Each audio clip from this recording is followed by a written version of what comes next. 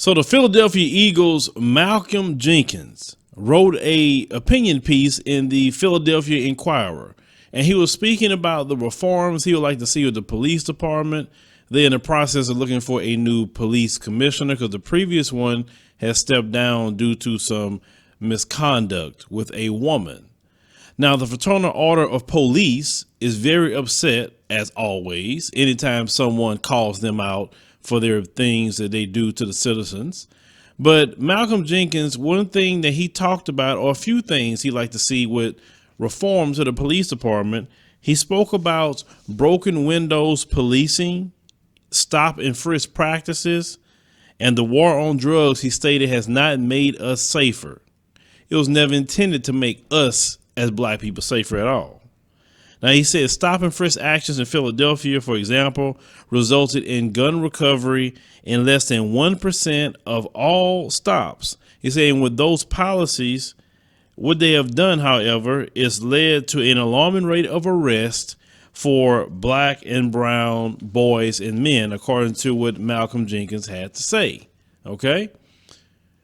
These stop and frisk policies are just policies that were racist in nature, because it wasn't racist in nature. You have the same amount of stops for everyone. It wouldn't be always majority black. So we know stop and frisk is wrong. Broken windows policing is wrong. So Malcolm Jenkins continued to say that the next commissioner should pledge to focus on solving the problems of the serious violent crimes that are harming the community instead of harassing citizens for low-level offenses. Now, he said he also wanted a commissioner who fought back against the police union that he believes always defends officers' bad behavior. Yes, they do. I have not seen one police union come out and condemn any cop, no matter what they do, whether they're the Fraternal Order of the Police Benevolent Association. It didn't matter. They defend them no matter what. And that's bad, because if you're just going to defend them no matter what they do, you don't even care about the integrity of the police department or the officers on it. All you want to do is say he's one of ours, so let's go ahead and defend him.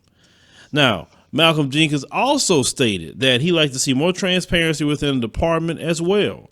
And he wanted the new search for the commissioner to be an open discussion in public meetings, because now he feels the entire process is shrouded in secrecy. So then John McNesby with the Fraternal Order of Police in Philadelphia came out to condemn the Philadelphia Inquirer for printing that opinion piece, and also was taking a lot of shots at Malcolm Jenkins.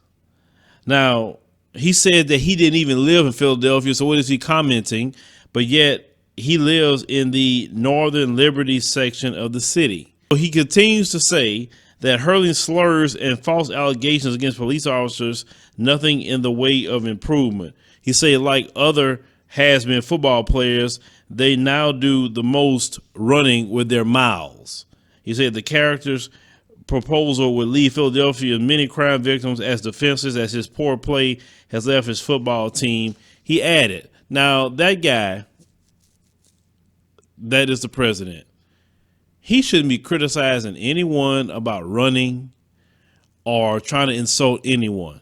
I mean, guy, I would not be trying to insult people if I looked the way you look. I'm just saying I wouldn't do it. Malcolm Jenkins didn't mention this fool by name. He just said when you have rhetoric like this that comes from the other side, he said what it does is make people begin to cover who's fighting, who's talking about what, which is why I never respond to these things. I want to keep it about, the topic at hand.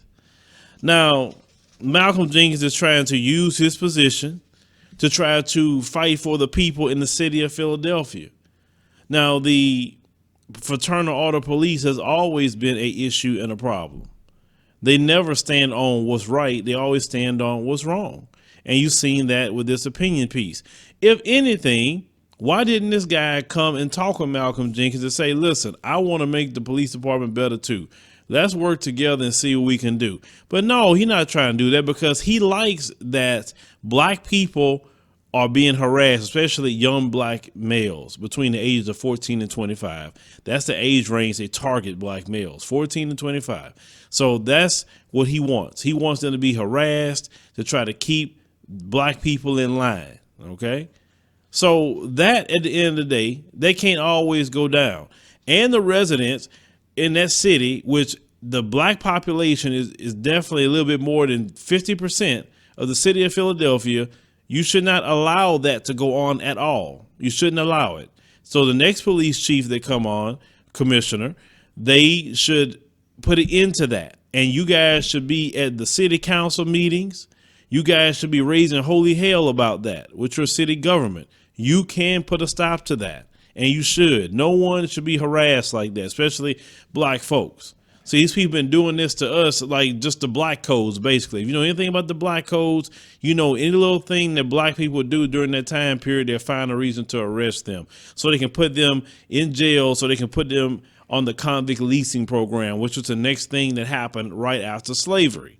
So Malcolm Jenkins is on the right path, and he should continue that path, no matter what this idiot has to say, because it's not his son or his nephew or his cousins that's being harassed. It's people like Malcolm Jenkins' family, my family, and whoever else's family is being harassed. But leave me a comment, let me know what you think about this particular video with Malcolm Jenkins. He's using his position to speak out in the area of sports. But let's see, you know, what's going to happen out of this, because Malcolm Jenkins is taking a stand and challenging this, because police officers do cause death for young black men or putting them in jail. How many times have we seen stories they planted drugs on them? I just saw a story where 3 black men were exonerated for a murder they never committed, and that's always keep happening. So when it comes to the police departments and what they do and how they operate toward young black men, then no, we have a vested interest in making sure that entity itself fly right and be on the straight and narrow.